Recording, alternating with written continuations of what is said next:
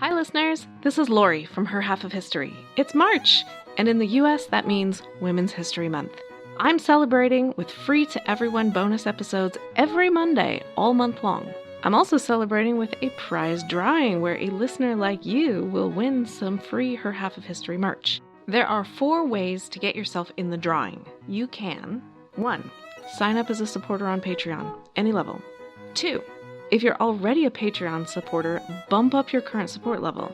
This is cool anyway because if you go all the way to the Her Highness level of support, you get ad-free episodes and bonus episodes all in the same feed on your favorite app. 3. Make a one-time donation. Links to do any of those first 3 options are available on the website, herhalfofhistory.com, and also in the show notes of this episode. The 4th way to get in the drawing is give me a rating or review in your favorite podcast app. This last option doesn't send me any way to contact you, so to get in the drawing, you'll also have to email me a screenshot of it at herhalfofhistory@gmail.com. No matter which option you choose, you'll have my undying gratitude for your support. It really does make a difference as I tell the stories of women in history. Next up, a laughing session from The Laughing Cow.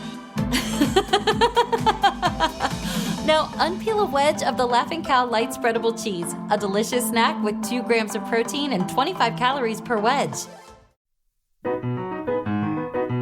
Welcome to Her Half of History. My name is Lori. A couple of notes before we begin. My interview with Mike Corradi from the History of Italy podcast is live on his show now. It's on Artemisia Gentileschi, and we get into a few things I didn't have time for in my episode on her, so look it up wherever you get your podcasts. Also, sign up on Patreon. This past week I broke into visual format with flower paintings by women, just in time for the United States Mother's Day, and you can still see it by signing up. The current series is Great Painters, and this is episode 10.5, Li Yin, a Chinese painter. According to legend, painting was invented by Lei, the sister of Emperor Shun, who lived and reigned in about 2200 BCE. Or at least some of my sources say so in passing. The legends I could find said plenty about Emperor Shun having double pupils in his eyes and wearing bird's clothes by which he could fly away when his parents told him to work, which is a neat trick. But they said nothing about a sister or painting. And in any case, the Zhuojiang Huashan rock art cultural landscape includes rock art that is much older than these legends. Some of it dates back to 16,000 BCE. During the Eastern Zhou dynasty, that's 770 to 256 BCE, art blossomed, including painting, but just like in the West, it was mostly unsigned and it mostly hasn't survived. At Huashan, they were still painting on the rocks in this period, and that stuff did survive. It's in the 6 dynasties period, 220 to 589 CE, that we start getting named artists. Europe was busy squabbling over the remains of the Western Roman Empire, but over in China, culture was flourishing. Enough so that art critic Xie He was writing monographs on the importance of spirit resonance in painting. Art historians still disagree on what exactly spirit resonance is, which is a relief since I myself have no idea. The point is, there was art and apparently plenty of it. You don't get art critics writing monographs without a pretty strong amount of art circulating. You will not be surprised to learn that the list of male painters is much longer than that of female painters. As in the West, painting was a profession, a trade, and it was therefore done by men. To this day, feminists complain that if it's something men do, it's art, but if women do it, it's just a craft. And think about it. How many multi-million-dollar museums are displaying knitting or crochet? Admittedly, I have been to a quilt museum, and they were truly works of art. If you're ever in Paducah, Kentucky, you should check it out, but let's face it, how many of you will just happen to be in Paducah, Kentucky? Chinese women may not have been knitting or quilting exactly, but they were definitely working with textiles. That division of labor is almost universal. But just like in the West, just because women were told to stick to their knitting doesn't mean they always did so. Sun Quan was an emperor and general. His wife, Lady Zhao, was famous for her calligraphy and geographically accurate paintings of mountains, rivers, etc. In other words, she was his map maker. A few hundred years later, a Miss Li of Sichuan was abducted from her home. One moonlit night, she sat in a garden brooding over her misfortunes and watching the shadows cast by the bamboo dancing in the wind. She took up her brush to paint them on paper. Yes, the Chinese had paper by then. The West was still using calfskin. Anyway, Miss Li thus invented the long-standing, highly valued genre of ink bamboo painting. There is a list of other female painters, and it is much longer than the comparable list in the West, which I gave in episode 10.1. I am not sure whether that's because China does and always has had a high population, so more women total naturally leads to more women painters, or if it's because they kept much better records than the West did during this period, also true, so more names got written down, or if Chinese women really did get more encouragement and fewer barriers than Western women. Maybe some of all of the above. But even granting all that, the list of female Chinese painters is still just that, a list, without any extant works or biographies to liven it up and make it even remotely interesting. That's true until we get to the Ming dynasty, 1368 to 1644. At exactly the same time that the Renaissance was transforming Europe, China was also transforming. They had a growing middle class, voyages of exploration, massive building projects, and a rapid expansion of art. You might think that this is just one of those weird historical synchronicities which do occasionally happen. Maybe there was just something in the global air in the 15th and 16th centuries, or sunspots. But then you dig a little deeper and you realize there's a little more to it than that. Both movements may have gotten started independently, but they were massively boosted and sustained by the same event. In 1492, Columbus sailed the ocean blue, and the result was a massive influx of gold, silver, food crops, and ideas into Europe. China got the same influx. Some of all that gold and potatoes went directly across the Pacific. Some of it went through Europe and then to China, as Europeans bought the Chinese spices, silks, porcelain, and everything else Columbus had been hoping for all along. The Ming dynasty flourished on the wealth of the Americas, and they didn't even have to do the pillaging themselves. All the benefits without the guilt and the mosquitoes. That's the way to go. With increased economic prosperity, now there were many women who had time to spend their life in creative pursuits. And not just women. Art was also a popular pastime among men with scholar-official status. In one sense, they were all amateurs because their day job was something else. However, they did not consider that to be a negative. On the contrary, being amateurs actually raised their status in Chinese thought. Meaningful art could only be done by those who were refined, learned, and doing it for the joy of creating beauty. It was entirely different than those sordid paintings done by professionals in the market. Those people were riffraff who didn't know the classics and only painted because, I don't know, their families needed to eat. In other words, artistic snobbery was alive and well. But ironically, the fact that art, with a capital A, was a pastime, not a profession, meant that it was more open to women. Professions were for men, pastimes were for everyone. At least, everyone with sufficient income to indulge a pastime.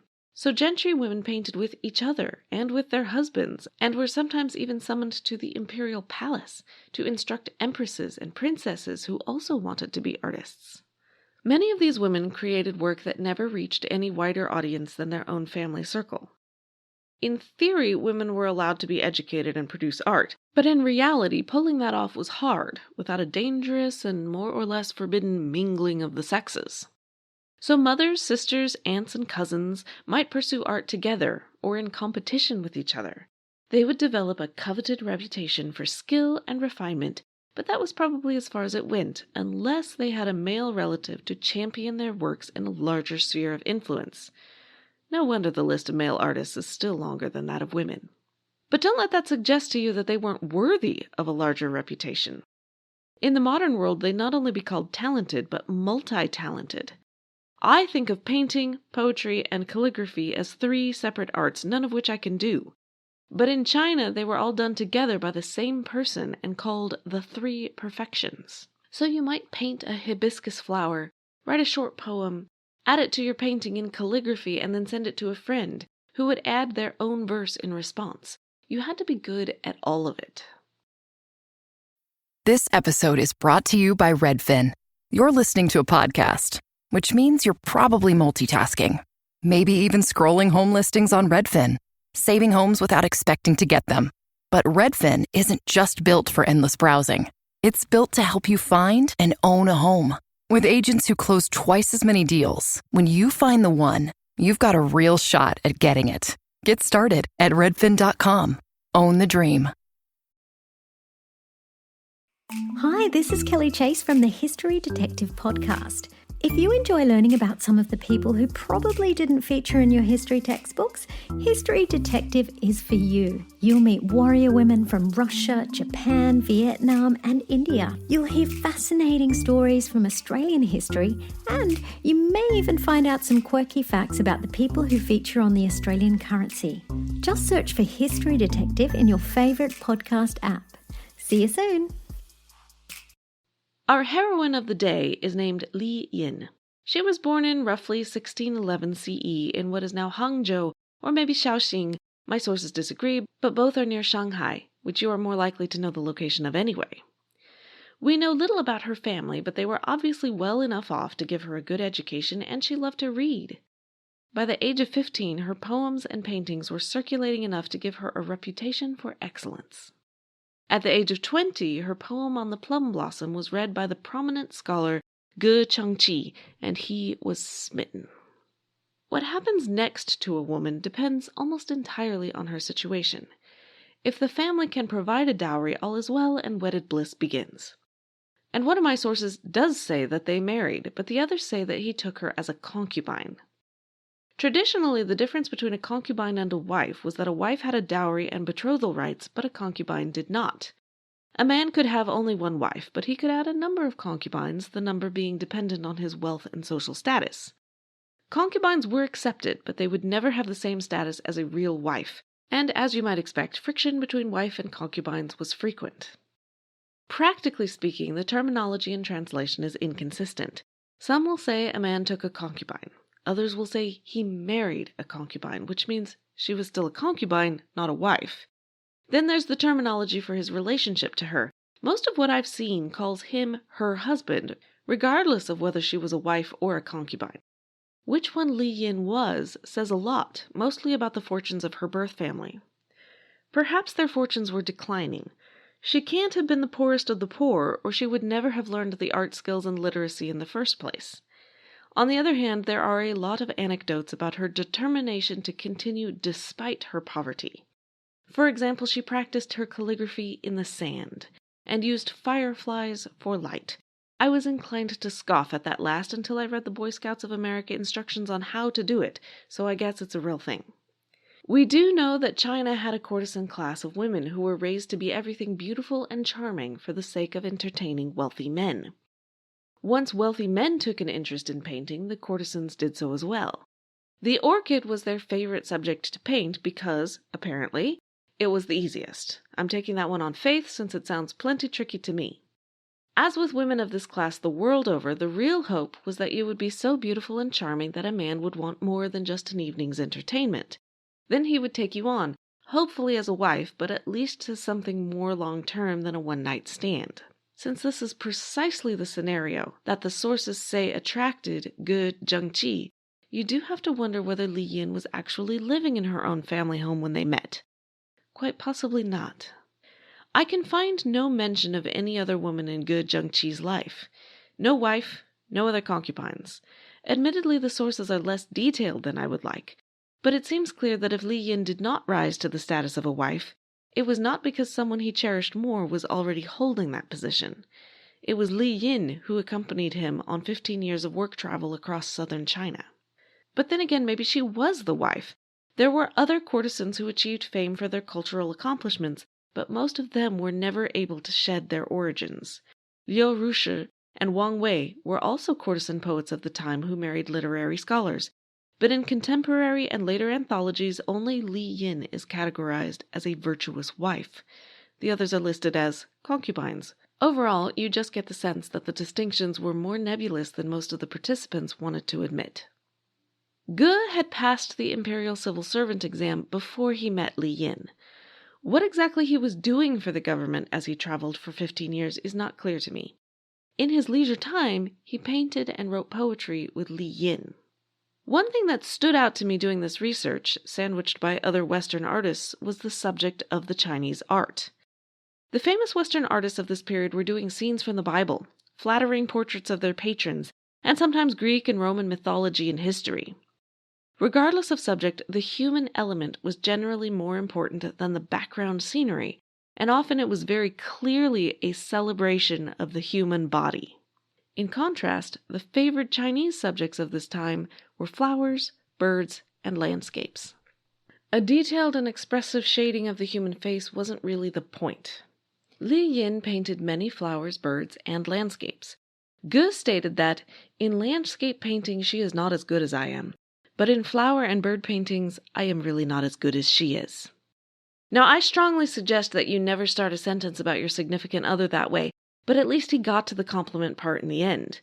He also promoted her work and showed it to art critics of the day. I do not know, but I am guessing that it was due to his status and intervention that 260 of her poems were collected into 2 volumes, neither of which I have been able to lay my hands on. I don't seem to live on the right continent. Sadly, this working partnership would not last. After 15 years of collaboration, Ge died. Wikipedia says he committed suicide in 1645 when the Manchus invaded China and won. The Ming dynasty was dead. Long live the Qing. I tried to verify Ge's cause of death in my other sources, and no luck, so I'm not sure how he died, but for whatever reason, it was a tragedy for Li Yin, who no longer had a source of support. What she did have going for her was her skill with a brush. All that guff about the real artist staying pure from grubby sordid motives goes up in smoke when you need a roof over your head. So Li Yin went pro and lived another 40 years by selling her paintings.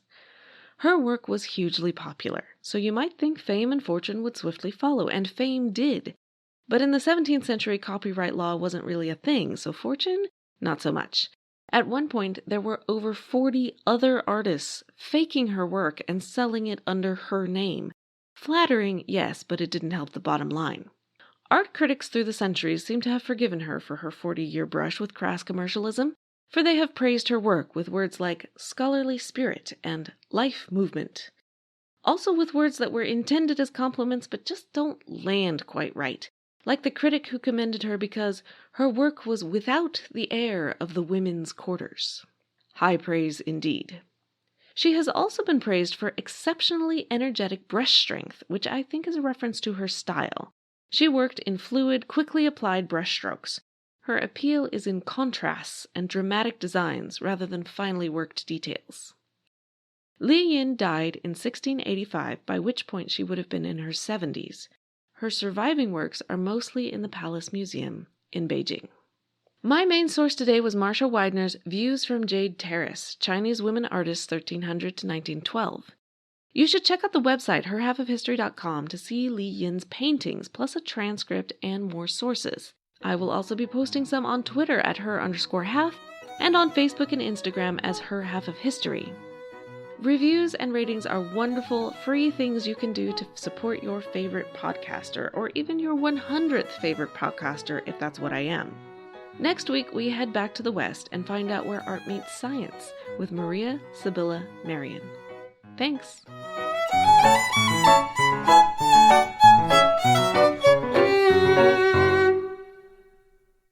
I'm Ken Harbaugh, host of Burn the Boats from Evergreen Podcasts. I interview political leaders and influencers, folks like award-winning journalist Soledad O'Brien and conservative columnist Bill Kristol, about the choices they confront when failure is not an option.